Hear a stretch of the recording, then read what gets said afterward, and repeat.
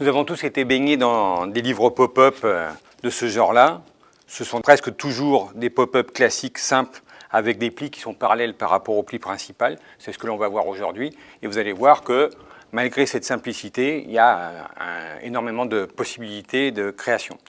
Il y a deux types de pop-up. Des pop-up 90 comme on va voir aujourd'hui, cet exemple-là. Des choses comme ça, qui sont là aussi, qui ne prennent leur ampleur que lorsqu'ils sont ouverts à 90 degrés. Et puis il y a des pop-up à 180 degrés. Donc 180 degrés, voilà ce genre de choses. Le pop-up n'est fonctionnel que quand la page est complètement ouverte.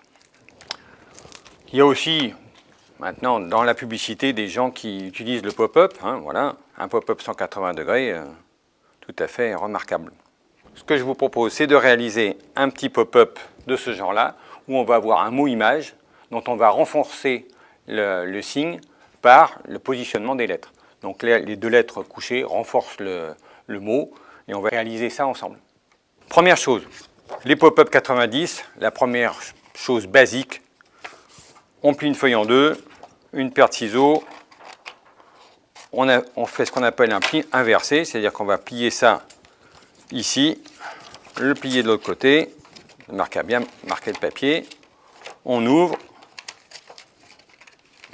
et on a bien réalisé un petit pop-up classique. On peut remarquer que cette dimension-là est égale à cette dimension-là et cette dimension-là est égale à cette dimension-là. Vous pouvez créer facilement des pop-up. Ce que je vous propose, c'est de comparer aussi par rapport aux résultats des étudiants de Marie-Zélois. Je leur ai proposé le même sujet, d'inventer des mots-images. En voici quelques présentations. Et puis peut-être essayer de recopier ce genre de choses ou d'être créatif et d'inventer d'autres mots. On va donc réaliser ça ensemble.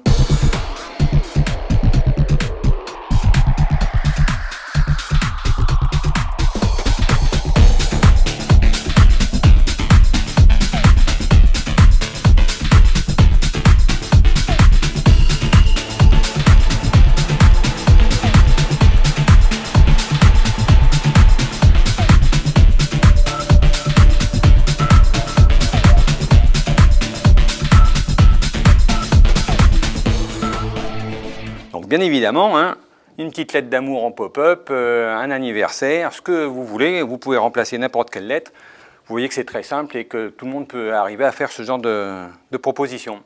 Voilà, bon courage à vous. Je vous propose ce qu'on appelle le pliage permanent. Donc ici, vous avez ce genre de pliage, voilà.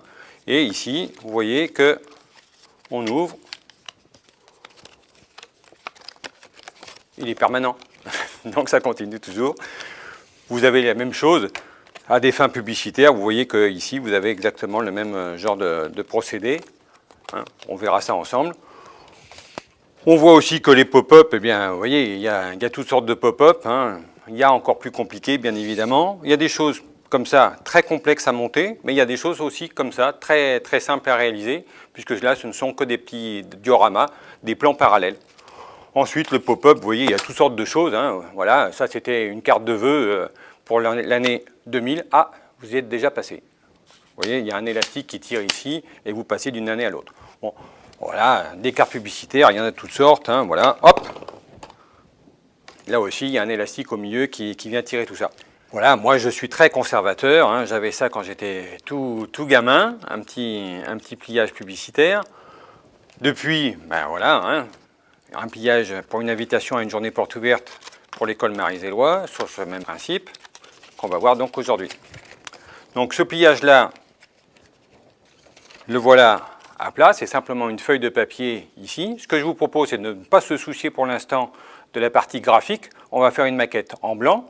Une fois qu'on aura fait le montage, ce que je vous propose, c'est ensuite de colorer, de dessiner ce que vous voulez dessus, de le remettre à plat, de recommencer votre projet correctement pour arriver à une réalisation tout à fait satisfaisante.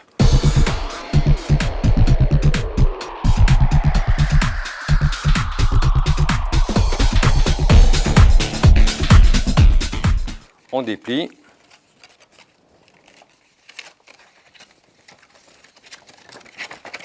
Bon, la colle n'a pas encore bien prise correctement, mais vous avez bien votre pliage permanent. Donc maintenant, à vous d'être créatif, de dessiner ici mais vous allez vous retrouver obligatoirement avec quelque chose qui est recto-verso pour pouvoir avoir votre petite histoire. Donc, bonne création, et puis bonne carte de vœux, bonne carte de toutes sortes, hein, soyez créatifs, mais le pliage reste assez simple. Voilà, à la prochaine fois.